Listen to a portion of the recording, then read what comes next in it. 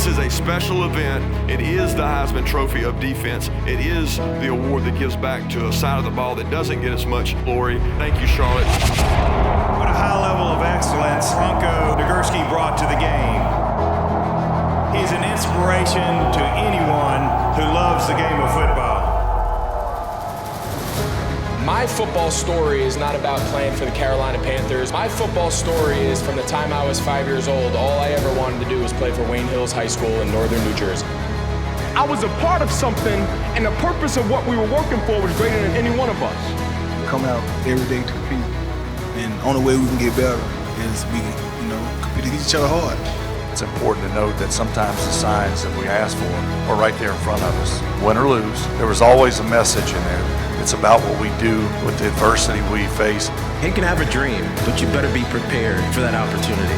It's a lot of hard work. I mean, it's nothing is given. I mean, you have to earn everything. Honored to be here today. You do such wonderful work. The funds you raise for scholarships around the area, that's wonderful. A very heartfelt thank you to members of the Touchdown Club for your support of 16,000 plus students who you all are impacting annually. Studies show that GPAs and graduation rates are higher, absences and dropout rates are lower. What I've learned in my life is you can accomplish anything in this world. If you want to do something bad enough, you'll find a way. But it's important that everybody in this room and beyond understands that it starts with us. You see these kids on the come up, you gotta let them know. Football was a gladiator sport. Only gladiators played football. Tonight, you are going to get a glimpse of excellence of our finalists and what they have brought to this game. Their dedication, passion, and brute strength, along with their ability to make key plays during crucial moments in big games. Growing up around the game, I have a deep and abiding respect for those who have paved the way. Bronco Nagurski was a true pioneer of our game. And now please welcome to the Charlotte Touchdown Club, NFL legend and Hall of Fame quarterback, Joe Montana.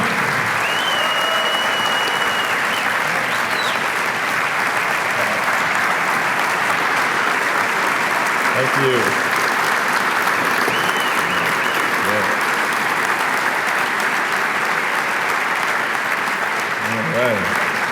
Thank you. It's great to be here. I want to thank the Charlotte Touchdown Club for having me here. Also want to thank all the sponsors for allowing and giving the opportunity to the Touchdown Club to do all the great things they do for the community, because we all know how important that is. And today it's tough raising and keeping sports together, it seems like, for some reason, because I always thought that sports was one of the best life lessons that we could do for our kids. It teaches them how to deal with other people from every race, every religion, and work together and find ways to be successful. And it's sad to see in some places that, some of these things are getting cut. So I just want to thank the sponsors for helping the Touchdown Club do all those great things. And it's great to be here. They always show that first play, and it makes the Cowboy fans a little mad, but I'm not welcoming. They always forget, though, that they had the ball back and they still couldn't score, so they forget that for some reason. But I get the blame, right? Dwight and I. But and they still swear I was throwing it away. But anyway, what we talk about today, I came to, everybody talks about success, right? It's something we always chase. We're all chasing in one way or another. And when I look at the success we had as the 49ers and myself, really, it came from one thing, and that was preparation. And unfortunately for me, I really didn't learn about preparation until late in my career. But preparation really, when I look back on it, was probably the most important reason for my success, and I truly believe that it will be your reason for success, because I really believe that the way you come to work every day, the way I showed up to practice and learned how to show up to practice every day, had more to do with my success, and the way you show up for work and your enthusiasm and your readiness will have more to do with your success than anything. Yeah, some of us will get lucky and, how many guys hit the lottery in this room? No, I didn't think so. But that's what it's all. Everybody seems to think that they see successful people and forget that really it's taken a lot of work to get there, no matter who they are. And when I talk about today, I want to talk a little bit, obviously, about preparation, but I want to also bring up, where that begins, and that begins with the fundamentals. And also, I learned it was with perfection. So as you prepare, you begin with these fundamentals. You look to strive for perfection, and in the meantime, you develop a work ethic. And I think one of the most important things is trust that you build with the people around you. And I started early playing sports, and fundamentals was something that my father could teach me. He didn't know a lot about sports, but he felt that he could at least give me that and give me a good start on that. So I was very fortunate that he was around, because I played baseball, basketball, and football all the way through my freshman year in college, and when I got to Notre Dame. And my dad was great, because he worked at a finance company, and my mom worked in the same office with him, and they 26 or 7 years. So it was draining in that office every day. Not sure how they made it that long. But he was great.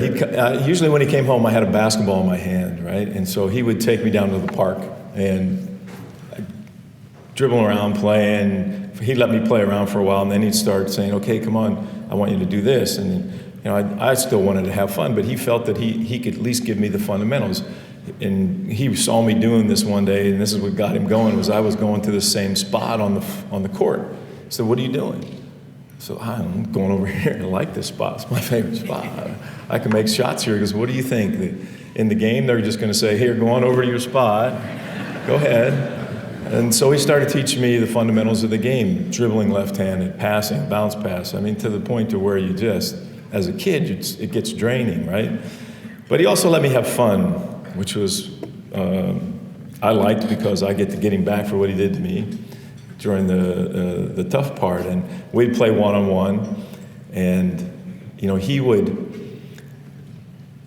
do things to me because I was a little faster than him, obviously, and as I'd go, he'd get tired of losing, so he'd stick his foot out as I drove by and trip me and make me fall. And his favorite thing to do was, really, as I went around, we'd shoot and I'd miss a shot and go to jump for a rebound, he'd step on my foot so I couldn't jump, and he just had the biggest belly laugh, and I said, you can't do that. And he said, I just did it. And he said, so what are you going to do? And he explained that, there are little things that you got to pay attention to, and things that you don't really realize that can help you in games. And I mean, how many times do we see people out there getting frustrated over the little things that happen to them because they're not ready for them, they don't prepare for them. And he did the same for football, right? And he would go run routes, because as a 10-year-old, obviously, you can't find, 5 or 6 kids who want to go run routes while you drop back 3 steps and overthrow the ball, do an underthrow, whatever, and they chase the ball. And so my dad would step in, and he would run the routes for me, and he would run a hook route for me, and I'd throw the ball, and every now and then, I would just throw it a little harder, and it would snap, hit him. I'd go, sorry, Dad. I didn't mean to throw it that hard. And he'd run a crossing route, and, he's pretty proud, so he didn't want to miss any balls. So I kept throwing it a little further and further in front of him. So I could get him to fall down. I could help him up. Sorry, Dad. I remember that basketball stuff. Yeah, I did too. But he had some great ideas, too. When we I went down into my neighbor's backyard. We used to go down there. Our yard wasn't big enough to throw balls in, and they had a huge backyard. And one day we went down there, and they put up a tire swing. And he said, "Oh, this is great." He goes, "You can work on your accuracy. You can throw the ball through the tire swing. I don't have to run around. I can swing the tire. You can try to hit it while it's moving. And this is all great." Yeah, it was a lot of fun, but as kids, we always have our own ideas on how to do things, right? And he wants to win the next item. He's going to find a number. But so my neighbor and my neighbor's front yard took a little dip down about like where the floor is from the street. And there was a little plateau there before it went down in his backyard. And we decided in the winter that we had a great game, that we would take snowballs and wait down there, and as the cars passed, we would throw snowballs at the cars. And we had points for like the front tire and the passenger window and the doors. And you got a lot of points if you had to throw between parked cars and you hit one of those. So we had this great game of working on our accuracy, right? And until the police took me home to my dad that day and said, hey, you know, this is what your boys were doing. He didn't think it was that funny. Well, you know, as I said, you got to pay attention to those little things because you never know when they're going to come back to help you. Because one night I found myself on the Letterman show, and I'd been there a couple times, and we were always doing stupid things. And one day we were in jail together, and I was fine till he moved over and put his arm around me, and then I got nervous. And then the next time we were on the wharf, and I had a brand new suit on. I was going out to dinner with my wife after. We're stuffing live big crabs down the front of our pants I have no idea, but all I know is I can feel the juice running into my shoes and down I'm like, this is not good. But this time he says, hey, I got a challenge for you. I go, okay, I'm up for a challenge. I'm very competitive. He goes, I'm gonna take you out on the back street here on 53rd or whatever it was. And so I'm gonna line up 3 taxis. And I'm gonna give you 3 chances to throw the football through the passenger window. I said, okay, this is great. He said, but before you go out there, I just wanted to tell you one thing, that the last 2 guys who were here, they didn't make any. And I said, okay. He goes, you might know them, Aikman and Young. So I know I'm not leaving without making one. Even if I have to wait till commercial, I'm still making one. But go down there, and I get ready, and first taxi comes, and I step back, and I throw the first ball, and it hits the divider between the window, passenger window, bounces back to me. Just getting ready to throw the next one, I'm going, this is so easy. I know I can't miss 2 more of these things. And a guy taps me on the shoulder and says, hey, listen, Johnny doesn't want you to throw the ball so hard. I'm thinking, okay, this is TV. Oh, did I do something wrong or what? And he goes, no, Johnny's the next cabbie. He's afraid you're going to get it through the window and you're going to hit him. I said, he obviously hasn't heard about my arm, has he? I can't hurt anybody with this thing. But sure enough, the next ball comes, and I step back, and here comes the car, and I throw it through the window. And we cut to a commercial, and I'm just going crazy. And Letterman looks at me and goes, what the heck's wrong with you? He goes, I go, this show's taped, right? He goes, yeah, it's 5 o'clock, you idiot. Which comes on at 11:30. I go, okay, let me tell you this story about my dad. And I said, and as soon as I leave here, I'm calling my dad and saying, Dad, do you remember when the police brought me home? Well, it paid off. Watch Letterman tonight. See? But you never know when those little things, as I said, they come back to help you. And sometimes funny situations, and sometimes, as you'll see, that it means a lot. And as I progressed on through the fundamentals with my dad and went on to Notre Dame and had a kind of an up and down career there for a while, and finally got settled in. I left there thinking I was pretty well prepared for the NFL. I really hadn't expected the NFL, looking at the guys who were throwing the ball around the league or around the NCAA at the time. So I was just happy to get a chance. But as I got there, I was very, very fortunate because I ran into a guy named Bill Walsh. And that's where really I found out what preparation was really all about.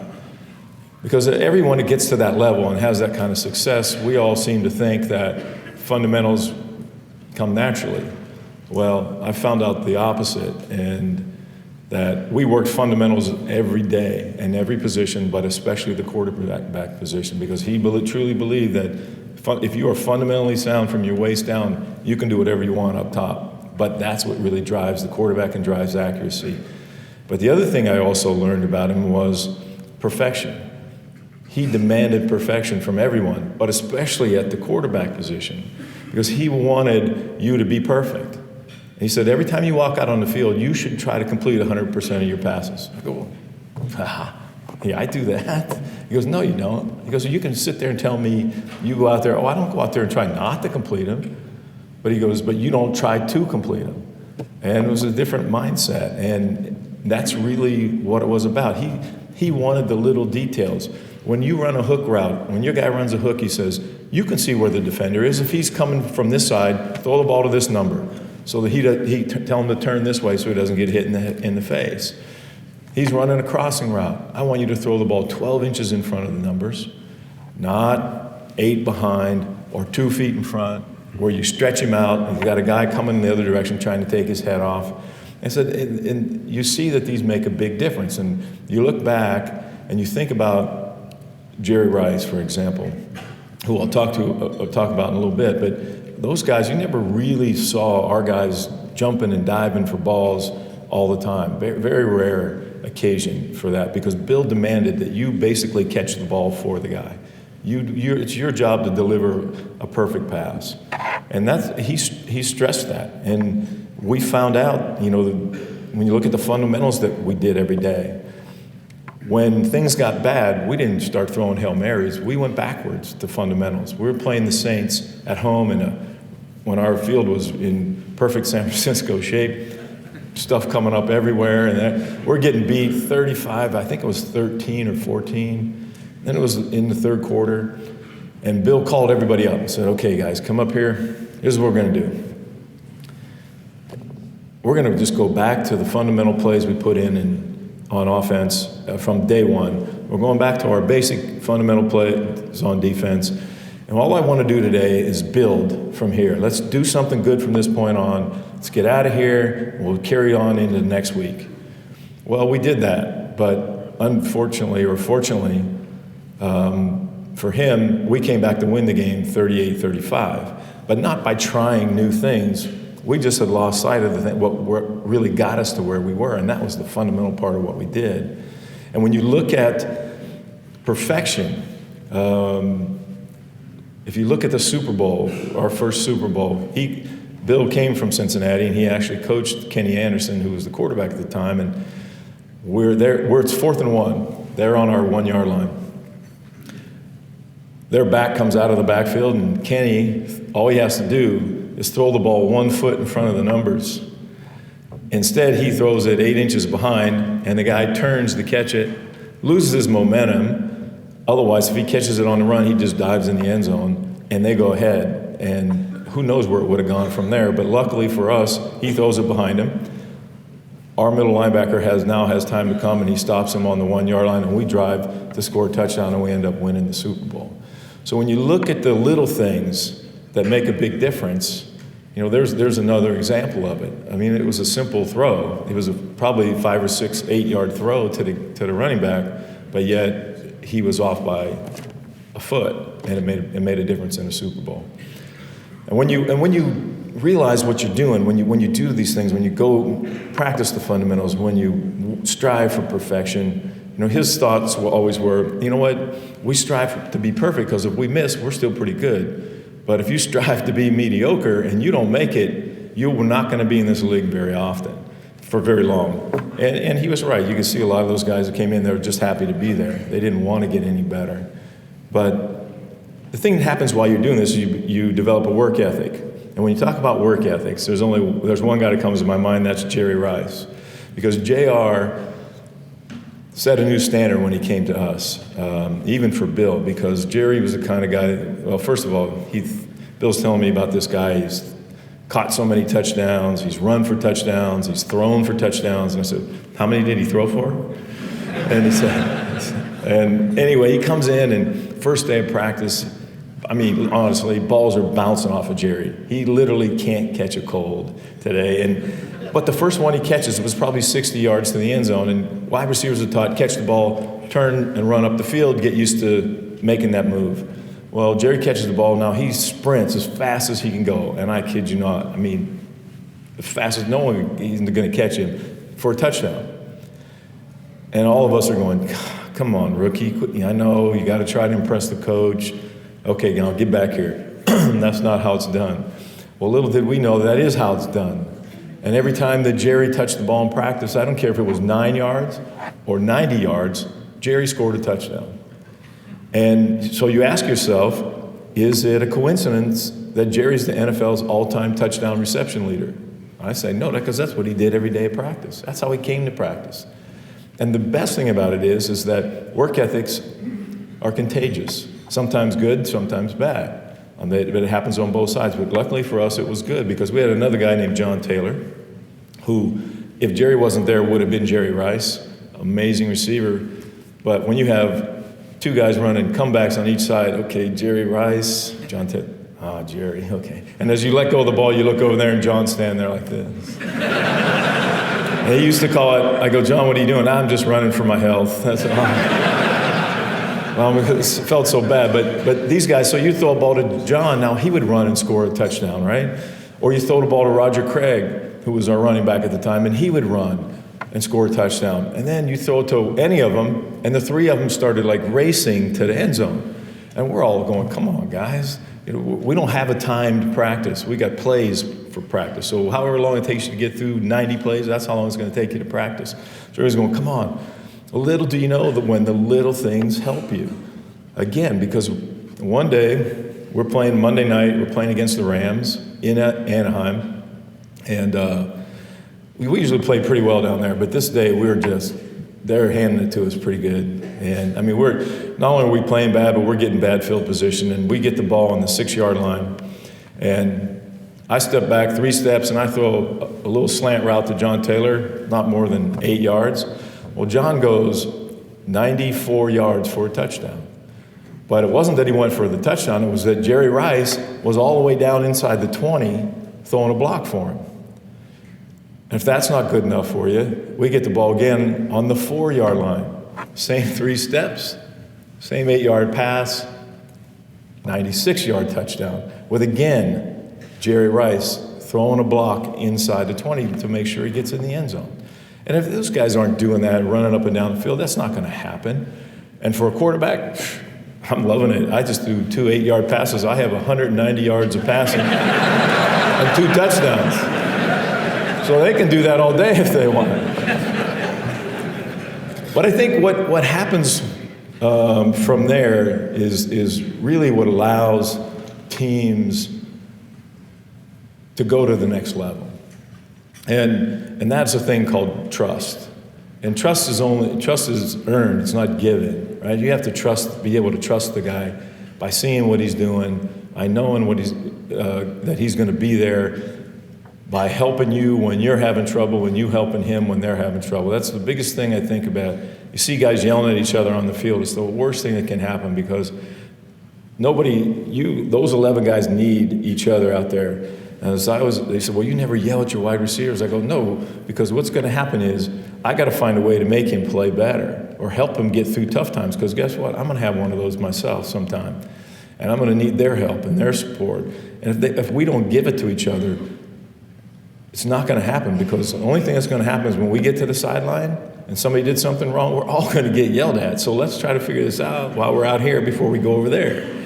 And that's the thing that I think is about it, especially offensive football. When you look at offensive football, quarterback a lot of times has to throw the ball before he really wants to. So when you tell somebody a 10-yard out, and I get pressure, and I'm thinking, okay, I have to throw this to a spot before the wide receiver's even made a turn. If he goes 14 yards or if he goes 8 yards, chances are the DB's going to catch it, and they trust and know that I won't catch the DB before he gets to the end zone.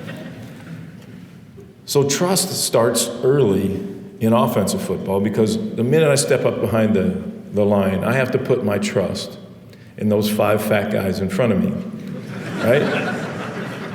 And that, they're the 5 fat guys on the other side. They want to get to me because they don't like me having the ball. So I have to trust them, and the trust starts early there. I mean, it starts from the snap of the ball, and the real trust really begins a lot earlier than that, because the relationship between the quarterback and the center.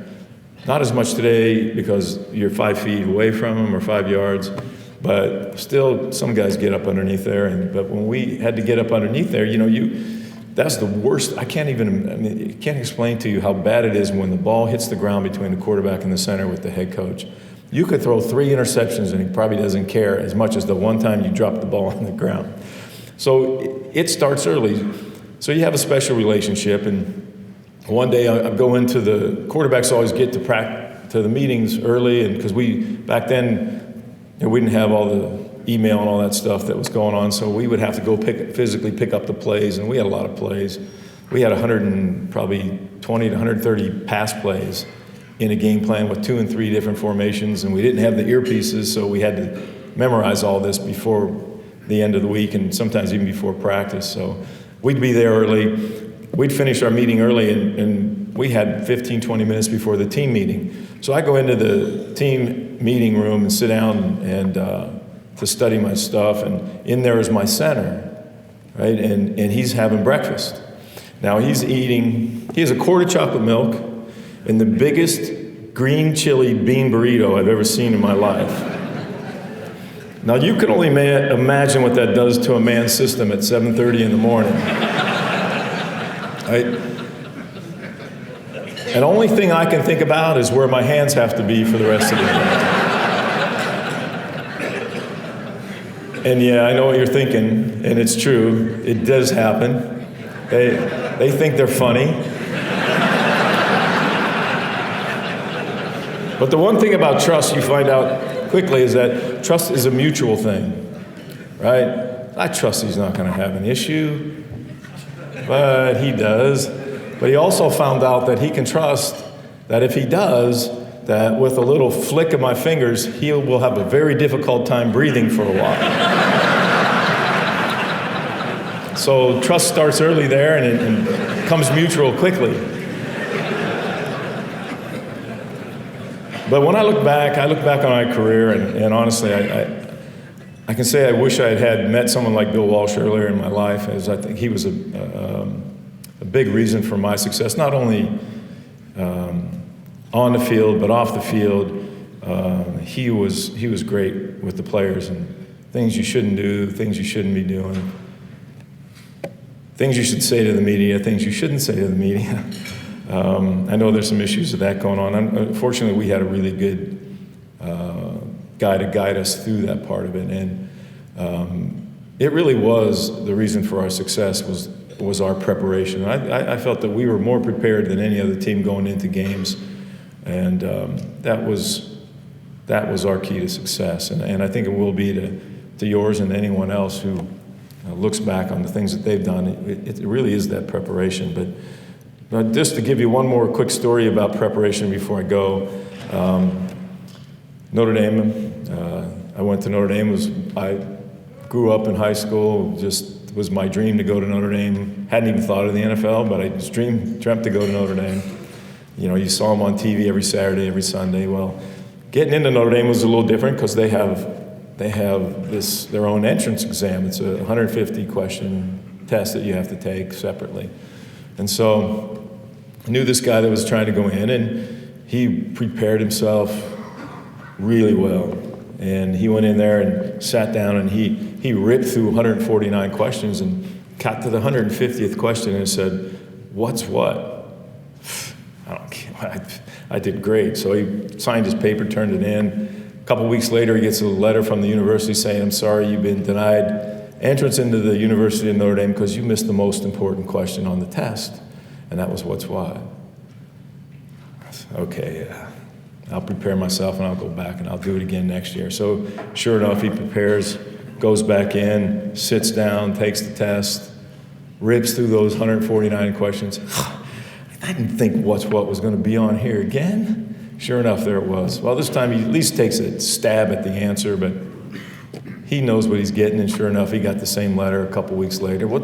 It's a nice summer day. He says, "The heck with this." He grabs his girlfriend, they get the boat and canoe, go out, and they're going to just boat and canoe around out on the lake. And it's a nice sunny day, and she's in her little bikini, and you know, he's being the fine, upstanding, soon-to-be Notre Dame gentleman. He's staring off at the shoreline. And she says, he's not even paying attention, so I may as well get some sun. So she leans back, top of her bathing suit hits the back of the boat, snaps open, makes a noise, and he turns and says, "What's that?" And she said, "What's what?" And he said, "If I knew that, I'd be a sophomore in college." So you see, preparation is key. But I do want to just say thanks again to the Touchdown Club for having me. Congratulate them on a tremendous job, and when you were up here asking about what's next with the million, I'm sure you've seen the commercial for Papa John's. I'm giving away 1 million pizzas. No. 2 million. No, 1 million. So 2 million. There's your next level. And hope with all the great things that you've done, you have that success. And I'm sure with the great sponsors you've had, you guys will get there soon. And thank you for all you've done, and thank you for having me.